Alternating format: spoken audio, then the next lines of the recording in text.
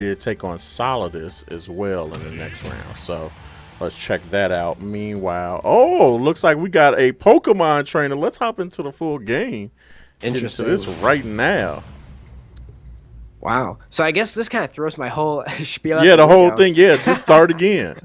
Yeah, so Pokemon Trainer, definitely a character that's well regarded. Starting on Charizard actually. Interesting pick.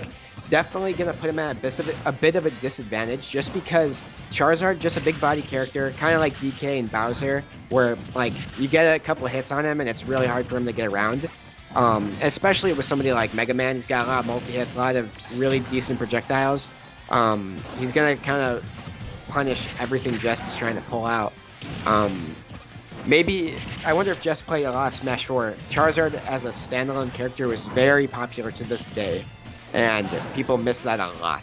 But what I don't think they'll miss is being able to Pokemon switch to Ivysaur and Squirtle. Yeah. Those two characters are just so good, and you have to use them as somebody who plays Pokemon Trainer. Like Squirtle, you'll see him most of the time at lower percents, not around this percent usually.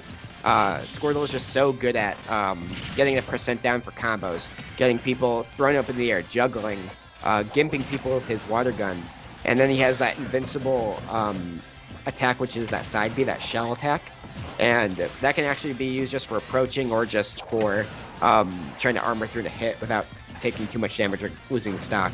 But at this percent, I would say it's a good idea to switch to Ivysaur, just because then you yourself have your own projectile to kind of throw out, as well as just have way easier time killing.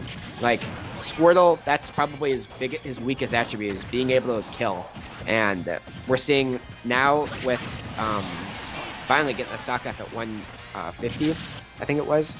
BW is not really letting any of the pressure subside.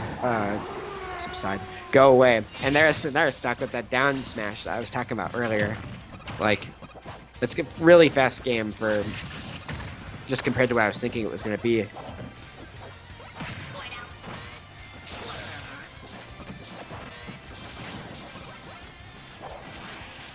Alright, and there's that side B again. Ooh, almost gets the edge guard with that down air. Sends so fast downward. It's really hard to avoid. Nice. Gets those jabs in. Oh, rolls behind the forward smash. Can't react to that shell. Gets shell shocked. That was really good. Although, again, I really think that at this percent, Jess, he's been doing the meaningful damage. He's, like, not really out of it yet. Like, I think if he's able to switch to Ivysaur, or maybe as Squirtle get a back throw. Oh, there it is. Now, definitely, go for that back throw. Go for that up B maybe as well. He has the... Yeah, oh, he already drew it. Nice, that won't kill, doesn't have the knockback. Switches to Charizard. Yeah. Probably trying to get... Charizard, the one good thing about him, he has a really good forward tilt. It's really hard to react to, and it's really fast. He also has a really good up smash for like reading ledge rolls and platform uses. And he also has a really good up B, and then you can kind of cheese people with side B, but most of the time you can react to it. And there is going to be that sure you can, that uppercut. Let's catch the replay on that. Yeah. So right at the end here, definitely gets feeling a bit pressured, goes for the roll. BW knows he can just patiently wait him out. Let's see this fourth throw, he's at 170, and it still doesn't kill at ledge. And that's what I mean about Squirtle not having really kill power, is that Squirtle, he died at like 70 after, or maybe 90 possibly, just due to rage, I think, from Mega Man. And that's really hard to deal with like as Squirtle. Like, it's really hard to kill unless you get that back air, unless you get that smash read. And even then, at normal like kill percents, those really won't kill somebody like Mega Man. He's a heavy like mid-weightish character, and for somebody like Squirtle who just doesn't really have that raw kill power, you're gonna want to switch to Ivysaur or like for certain situations Charizard. If he goes Pokemon Trainer again, I would hope that he maybe starts with Squirtle. Yeah. Especially, and I say that mostly because Squirtle being a smaller character, you're going to have a way easier time weaving in and out of those like lemons, those projectiles, and I think that that's definitely something that's needed in this matchup. Meanwhile, we've got let's see. No, we've got the same matchups getting ready to get started over on the other side of things coming up. And just as a quick reminder to everybody, we're going to be putting in our champs and challengers for next week. So you guys automatically know we're not taking our top 4 from any of these tournaments. Next week is going to be a really great opportunity for people who are still learning the ropes on a lot of characters to get some games in as we go into winners semifinals. Definitely. And I'm not sure. All right, so they are starting. Okay. I think BW is maybe caught off guard over the fact that he actually waited on platform, because I think BW he just expected him to drop through. It's honestly just it can be a bad habit in certain matchups where you just kind of just go with the flow and just drop through right away to get started. And I think that's what BW is expecting, but good switch. He did start with Squirtle this time around. Maybe hearing me from chat or from the stream or just from his own download that he gets from playing the match himself. We're gonna see him being really bob and weaving, and we're already seeing some pretty decent damage rate output with these side Bs as well as the small strings and combos he's getting. Solidus with the subscription. Thank you so much, Solidus, for coming through on the subscribe on that. Oh, look at that. He even got okay, there's the second up smash rate. I was just gonna say that stinks. CFD Juggernaut, shouts out to the Chicago Fire Department. WLA Juggernauts enjoying some time over in Las Vegas.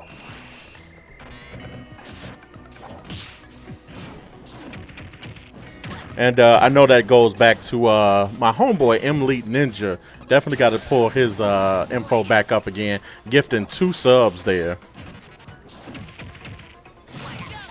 Very, very awesome of him.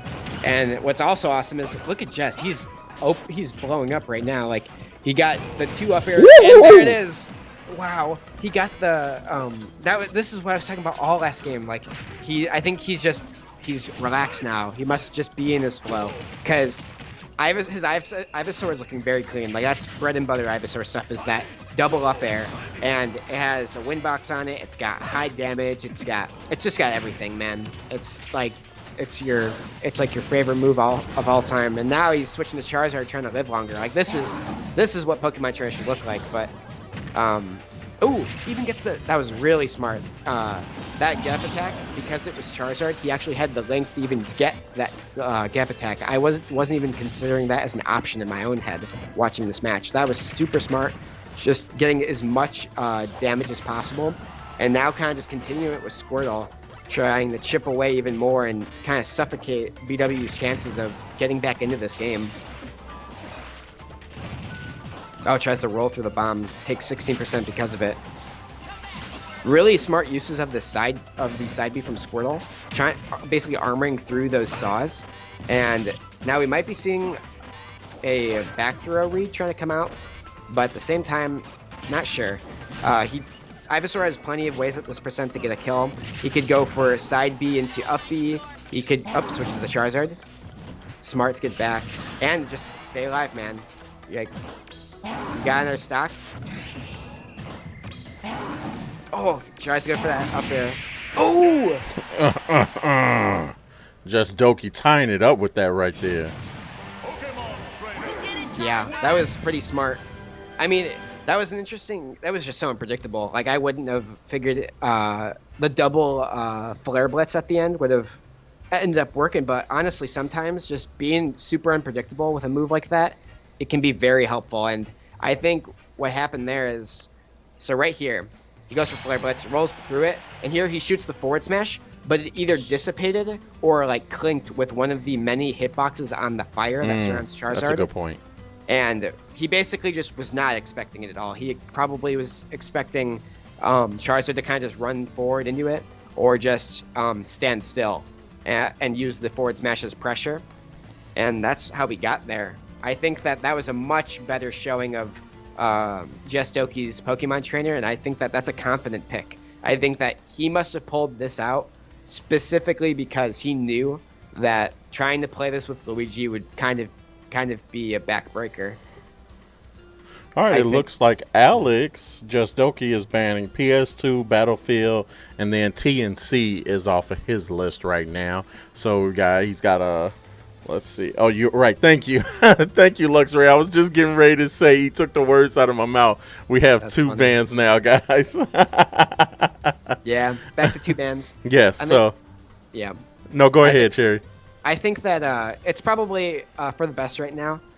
We kind of talked about this a bit with like the whole banning and stage selection process, and I think that kind of waiting a bit longer, at least, just to see like how the like competitive community takes the stage selection process, we'll have a better idea of where we want to take it. You know, and I Yeah. think that myself included, it's kind of jarring to switch to a 3-band layout. But at the same time, as you get used to it, I think it'll be a bit more welcome in the end. But at the same time, like, hey, we're at IDM, and I think that that's all right. Like, hey, we're ready to play, and I think these two are getting ready themselves. Let's see what they're doing. All right, same characters. Let's roll.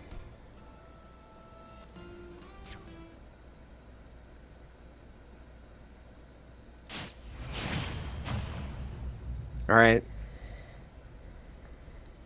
1-1. And I definitely, this is such an interesting matchup. Like, Pokemon Trainer, Mega Man, like, Squirtle, I honestly think is going to be the biggest, like, portion, or the biggest deciding factor of this matchup is, so we're seeing, right at the get-go, we're seeing Jess get that down throw to forward air string.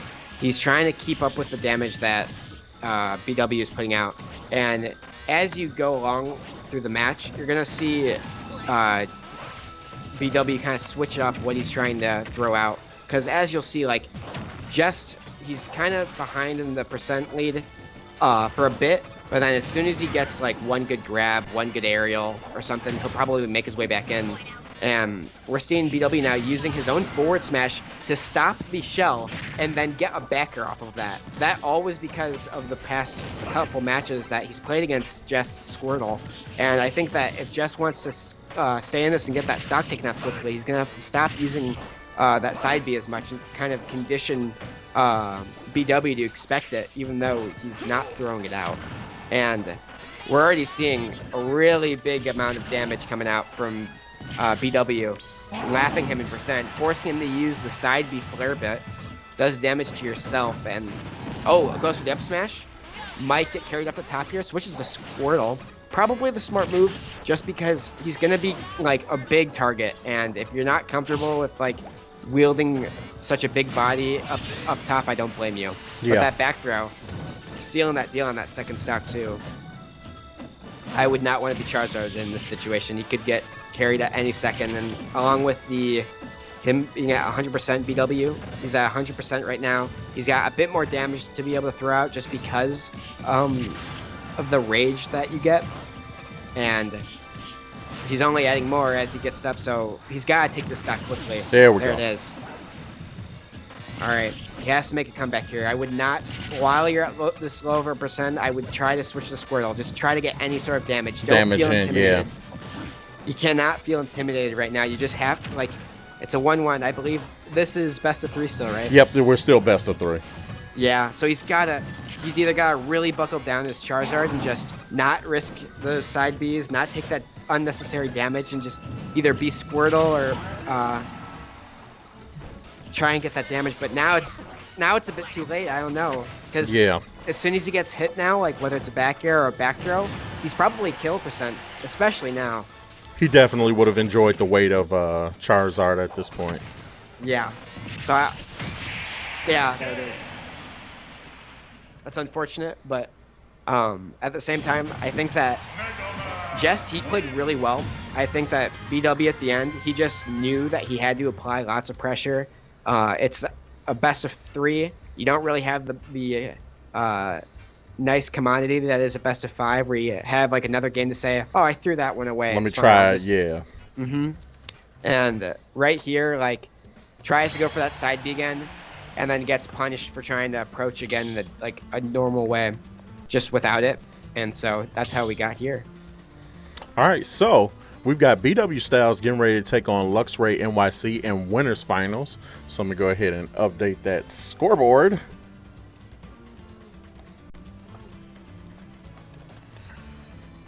And BW Styles is going to be taking on Luxray NYC. Let's reset these scores.